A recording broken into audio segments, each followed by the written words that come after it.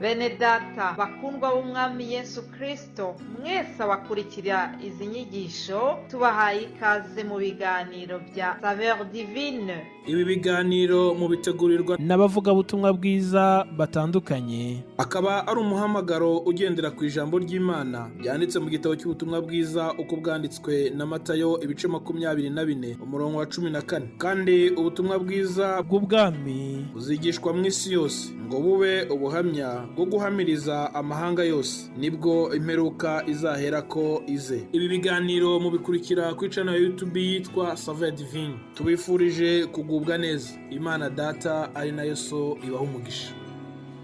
Yesu ashimwe inshuti zanjye, ndabasuhuje mu izina rya Yesu. Nk'uko tubimenyereye, amazina yanjye ni Musabyimana Florien. Tugiye kuganira ku ijambo ry'Imana riboneka mu butumwa bwiza Yohana yanditse ibice byaho 18. Dusome ku murongo wa 37. Haravuga ngo Pilato aramubaza ati, noneho ga uri umwami? Yesu aramusubiza ati, wakabimenye ko ndi umwami. Iki nicyo navukiye kandi nicyo cyanzanye mu isi, ni ukugira ngo mpamye ukuri. Uw'ukuri wese yumva ijwi ryanjye. Imana ishimwe cyane. Tugiye kuganira muri make ku bintu byazanye Yesu. Uyu Yesu twumva Bibiliya imuvugaho neza uhereye mu itangiriro ugakomeza no mu bahanuzi bakuru bagiye bamuvugaho. Yesaya yaramuhanuye kera, imyaka myinshi ataravuka, muvugaho.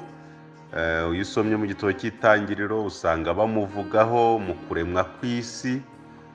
Bibiliya ikatwereka ko nta cyaremwe na kimwe kitaremwe nawe yari ahari. Uyu Yesu tuvuga ni umwana w'intama w'Imana. Ni Imana mu butatu bwayo, Imana rurema, Imana mwana, Imana umwuka wera. Uyu Yesu tuvuga yahozeho.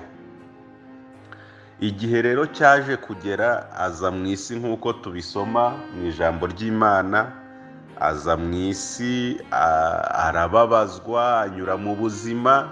Bibiliya ikatubwira ngo ubwo yababajwe cyane abasha no gutabara, ubwo yageragejwe cyane abasha no gutabara abageragezwa bose. Rero uyu Yesu niwe tugiye kuganiraho bene data mu minota mike tuba dufite mu ijambo ry'Imana. Turebe icyamuzanye mu isi. Umuririmbyi yararimbye ngo yasize ubwiza yari afite mu ijuru ngo aza mu isi. Tugiye kureba rero icyamuzanye mu isi twihuse. Bibiliya itwereka neza ko Imana yaremye umuntu ikoresheje inama yo kurema umuntu. Rusofero arigomeka, birangira ahawe igihano, ava mu ijuru ajyanwa mu isi. Ariko Imana ikomeza umugambi wo kurema umuntu. Nubwo Rusofero atabishakaga, yumvaga atari ko bikwiye kugenda, umuntu adakwiye gusa n'Imana, ariko Imana isohoza umugambi wayo iramurema. Iyo usomye rero mu gitabo cy'itangiriro ubona ko hari aho byageze umuntu yaramaze kuremwa, Imana ikabona imirimo y'umuntu irushaho kuba mibi, ikanicuza icyatumye irema umuntu. Ariko kubera urukundo rwinshi, nubwo yicujije icyatumye irema umuntu, ntabwo yashimye kumuvanaho. Kubera ko hari umuririmbyi wa kera mu Rwanda wajyaga uririmba ngo Imana ngo abantu babaye babi ngo izabarimburiremo abandi. Ariko ntabwo mu rukundo rw'Imana habamo kurimbura umwana w'umuntu. Gusa Imana ni Imana ifuha, ishaka ko abantu bayumvira. Utayumvira ntibishoboka ko ashobora kuba umwana w'Imana, ntashobora kugendera mu rukundo rwayo. Imana rero yaje gukomeza kubona umuntu aba ari mubi, itangira gushyiraho ibintu byo kuyihuza nawe. byo guhuza umuntu n'Imana, aribwo yashyiragaho ibitambo, ishyiraho Abalewi, ishyiraho gusenga, iravuga ati abantu bazajye bihana biyeze kugira ngo mbabone nk'abakiranutsi, ko abantu bari bamaze gukora ibyaha, bamaze gushayisha, ibintu bimaze kuba bibi cyane. Iyo etape nayo ivaho, Imana ibona itari kubona umuntu, irakomeza ibura umuntu, imubuze mu itangiriro, imubuze kuri Adamu na Eva, irakomeje, abantu barororotse, bakomeje babaye babibura umuntu, iza kubura igisubizo, niko gukoresha inama. Ikoresha inama, iravuga ngo ntabwo iyi nama mu myanzuro iza kugeraho, ntabwo harimo umwanzuro wo kurimbura, turi gufata umwanzuro wo gutunganya umuntu twari tuzi ko agomba gusa natwe, twari tuzi ko agomba kwera no gukiranuka, akagendera imbere yacu kandi atunganye. None siko byagenze. Ubu rero inama tugiye gukora ntabwo ari iyo kuvuga ngo tumuhane, ni iyo kwibaza icyo twakora ngo umuntu abe muzima. Rero mu myanzuro y'inama cyaje kuboneka, aho hari handitswemo igitabo kivuga amateka y'umuntu n'uburyo akwiye gucungurwa kugira ngo abe uwera, abe uwejejwe mu maso y'Imana, Imana ibashe kumubona nk'uko yamwifuzaga imurema. Haje kuboneka igitambo kimwe, aricyo cy'amaraso ya Kristo, umwana w'intama w'Imana. Imana igishyize mu bugenzuzi bwabyo no mu isuzuma, isanga icyo gitambo gishyitse, isanga aricyo gitambo cyonyine gishobora gucungura umuntu, nubwo cyari kigoye, ariko ibona aricyo cyonyine.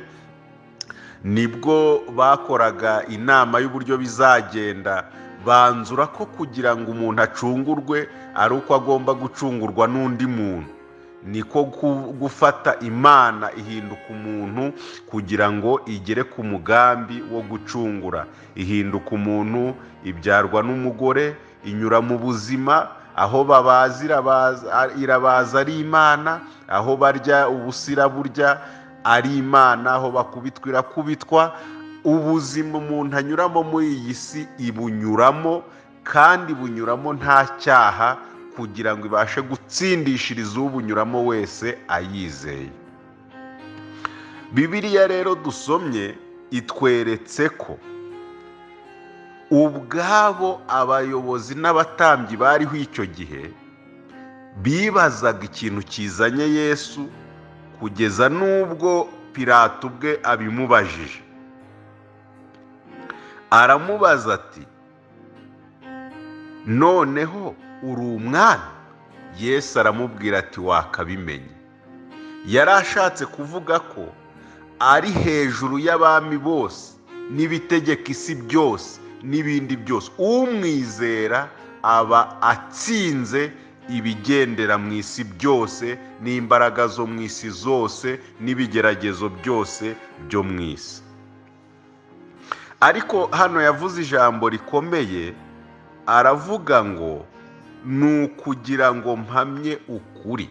Niko yabwiye Pilato, aramubwira ati, ikinzanye ni uguhamya ukuri. Ukuri ninde? Ukuri ni Yesu. Ukuri ninde? Ukuri ni ijambo ry'Imana. Ijambo uwo yahoranye n'Imana, uwo ni Yesu, udashobora gutandukanywa n'umwizera. We n'umwizera n'umwe. Aravuga ngo ni ukuri, ni ukugira ngo mpamye ukuri, uwo ukuri wese yumva ijwi ryanjye. Mu yandi magambo, icyazanye Yesu kwari ukugira ngo twongere duse n'Imana, twongere duse nawe, twongere tube ukuri, tube Yesu. Bibiliya itwereka ko yaturemye mu ishusho yayo.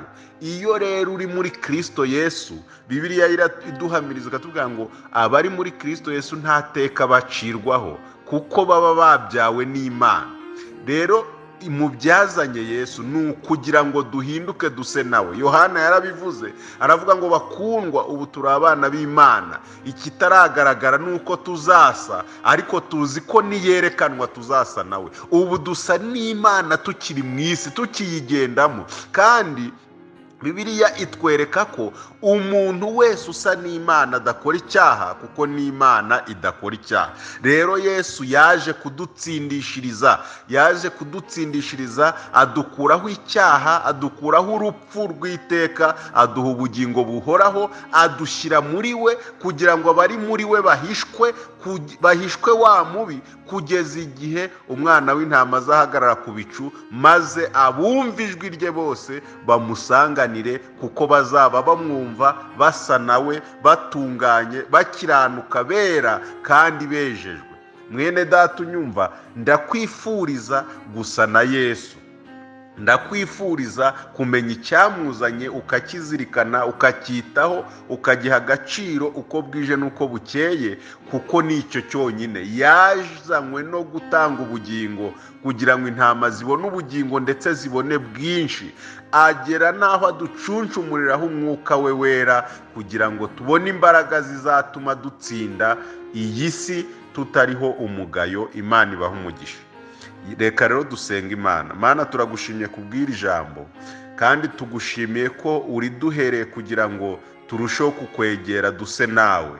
Urishikamishe imbaraga zawe kandi uriherekereshe umwuka wawe wera, mu izina rya Yesu Kristo umwami wacu. Amen.